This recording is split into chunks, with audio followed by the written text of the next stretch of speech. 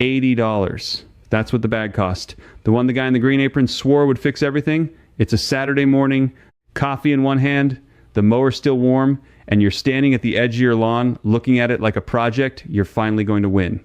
You spread that premium fertilizer corner to corner exactly the way the label told you to. Then you wait. And about 2 weeks later, you walk out the back door, and instead of the deep green you paid for, half your lawn has gone pale, washed out, almost yellow in patches. Here's the part nobody warns you about. The man in the garden aisle isn't lying to you on purpose. He's reading the same bag you are.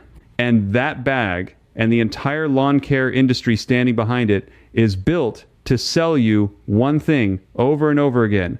Nitrogen, more food, a bigger number printed on the front, because food is what they can put in a bag and charge you $80 for.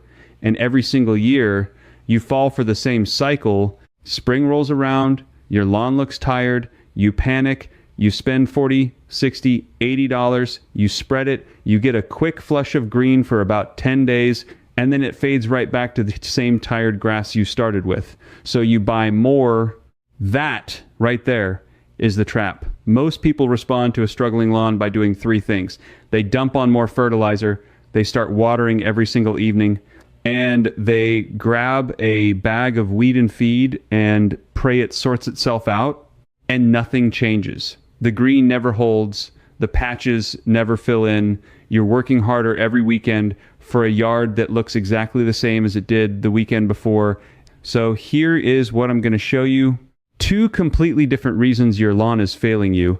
First, why the green you pay for keeps disappearing on you. And second, why your lawn stays thin and patchy no matter how much you feed it.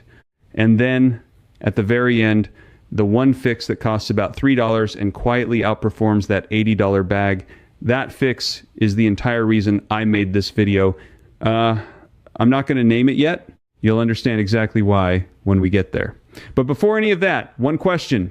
What if your lawn doesn't actually need more food at all? Hold on to that, because it changes everything. Part one is the problem that hurts the most, and it's the one almost everyone gets backwards. The green that shows up fast and then vanishes on you. This one matters first because it's the most expensive mistake you can make, and you're probably making it right now without knowing it. Here's what you instinctively do. Your lawn looks pale, so you reach for the strongest, fastest fertilizer you can find, the one with the biggest first number on the label, and you lay it down thick. And for about a week, it feels like magic. The grass goes dark green, it shoots up. You're mowing twice a week and feeling like a genius. It feels satisfying because you can see it working. But here is the truth about what's actually happening beneath your feet. That quick release fertilizer dumps a massive slug of nitrogen into your soil all at once, far more than the grass can ever use in a short window. A healthy lawn can only take up around 1 pound of nitrogen per 1,000 square feet over an entire month. A cheap quick-release bag can hit it with 2 or 3 times that in a matter of days, so the grass does the only thing it can. It throws all of that energy upward into blade growth, into color, into a sugar high, and while it's doing that, the roots stop growing. They actually shrink back toward the surface because the plant has no reason to dig deep when food is raining down from above. Then the surge runs out. The excess nitrogen washes straight past those shallow roots with your first heavy watering, gone, leached below where the grass can ever reach it. And now you've got a lawn with a fast top, a weak shallow root system, and nothing left in the tank. The next hot, dry spell hits, and because the roots are sitting in the top inch of soil, the whole thing yellows and crisps almost overnight. So let me say it plainly. You didn't feed your lawn. You gave it a sugar rush and then a hangover. Now, here's how you fix it. From the simplest move to the most advanced. The first thing, and it costs you nothing, is to raise your mowing height to 3 inches. Most people scalp their lawn down to 1 inch because it looks tidy, but each blade of grass is a solar panel. Cut it short, and you starve the plant of the energy it uses to grow roots.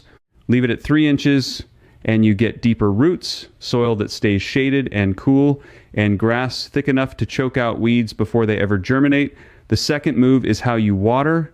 Stop the nightly sprinkle.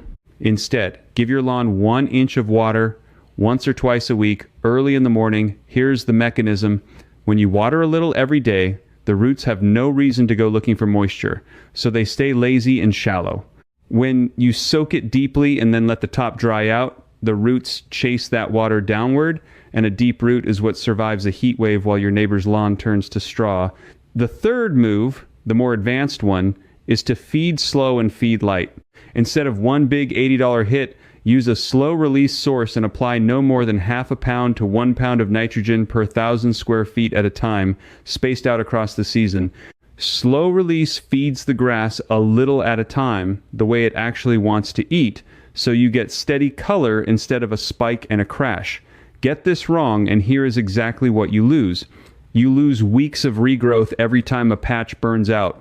You lose the money twice, once on the fertilizer that caused it, and once on the seed to repair it. And some of those scorched patches never fully come back, leaving you with thin, weak spots that weeds move into for the rest of the summer.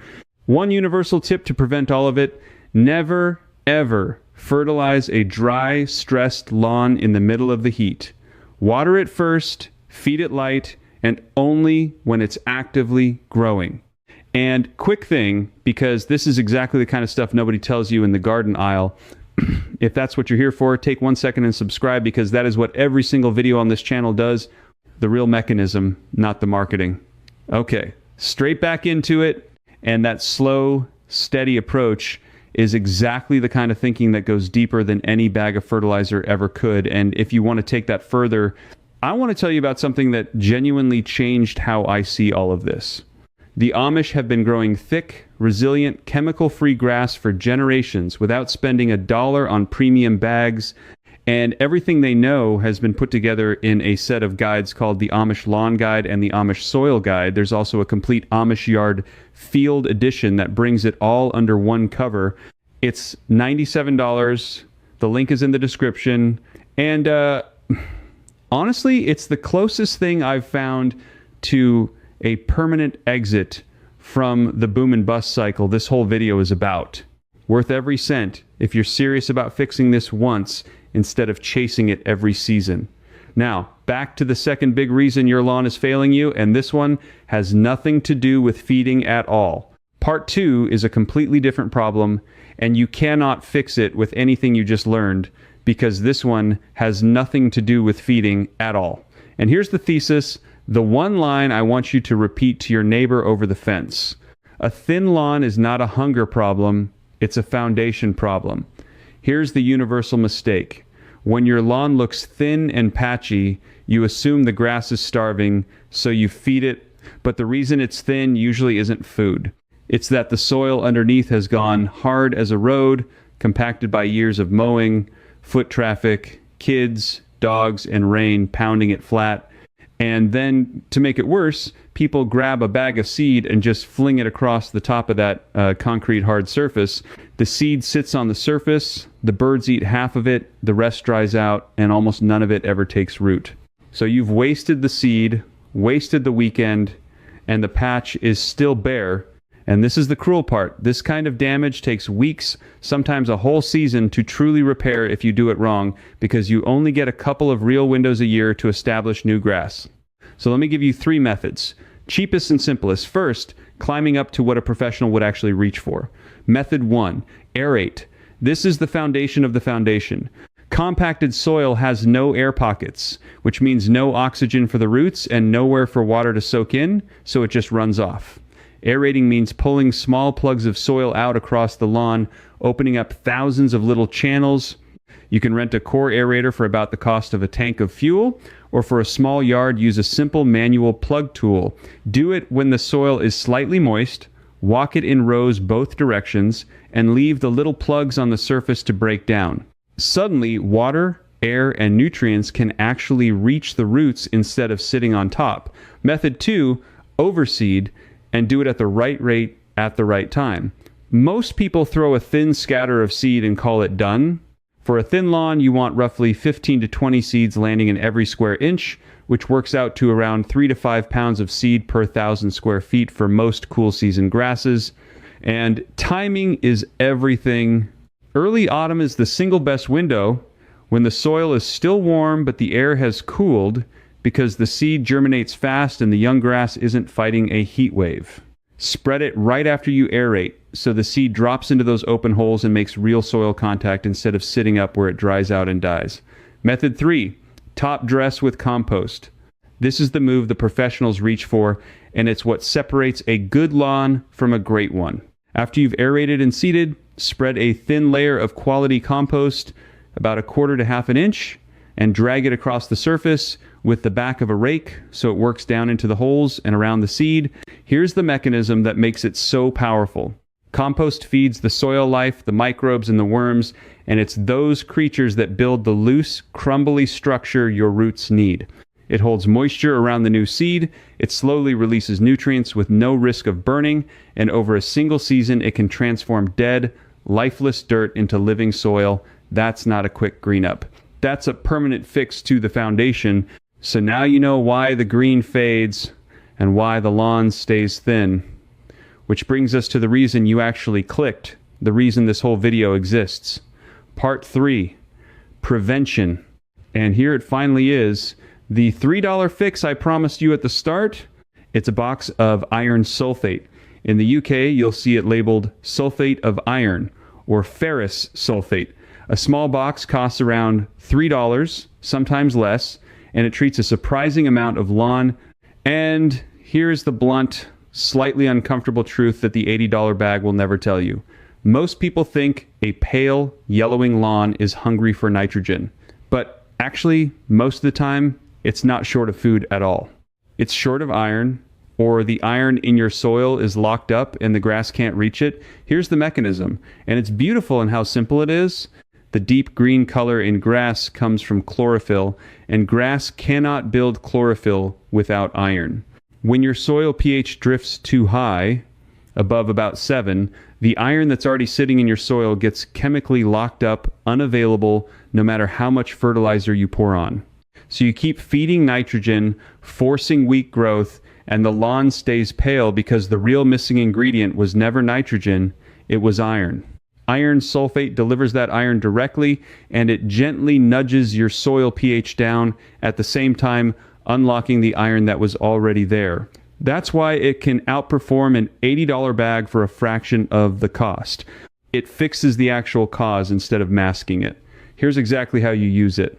Dissolve about 1/2 ounce of iron sulfate into 2 gallons of water and spray that evenly across roughly 1,000 square feet of lawn.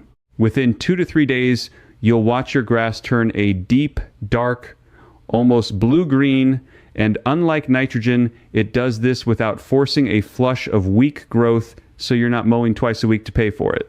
As a bonus, that same iron scorches moss and helps knock it out, which is why a thin, mossy, pale lawn is the perfect candidate. Do this a couple of times a season and you'll save the $60 to $80 a year you were burning on premium fertilizer that never held, plus the cost of all the seed you were buying to patch the burnt spots.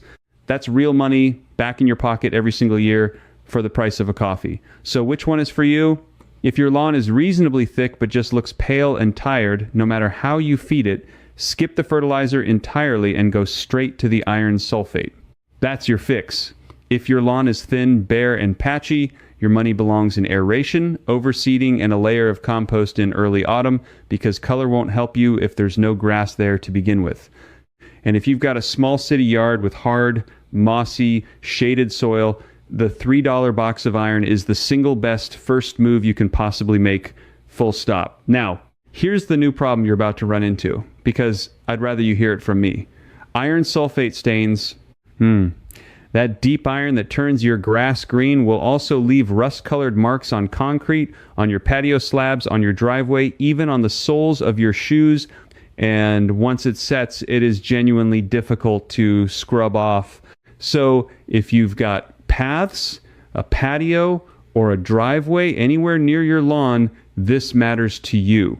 Do me a favor and type the word stain down in the comments, and I'll know to make this for you, because the next video is going to show you exactly how to apply iron sulfate without leaving a single mark on your hard surfaces, plus the timing trick that doubles how long the green lasts. Subscribe so it actually shows up for you when it lands, because if you found this useful, that next one is the piece that completes it. Type stain, hit subscribe, and I'll see you in the next one. But before you grab that box and go to work, let me hand you a few things that'll save you from the mistakes I made when I first tried this, because there's a right way and a fast way to ruin it.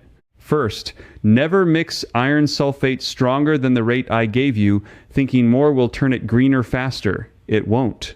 Push past about half an ounce per 2 gallons over 1,000 square feet and you'll scorch the blades, leaving black, burnt streaks exactly where your sprayer lingered.